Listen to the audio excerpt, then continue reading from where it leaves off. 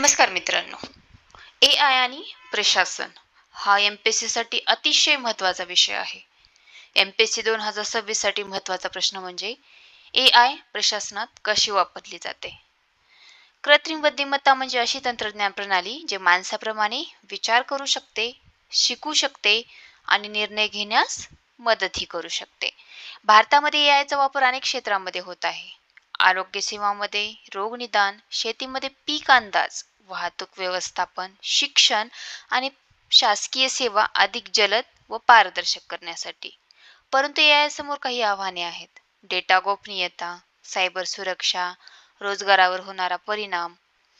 MPSC साठी लक्षात ठेवा AIची व्याख्या, उपयोग, फायदे, आव्हाने आणि भारतातील विविध क्षेत्रातील वापर हे महत्त्वाचे मुद्दे आहेत.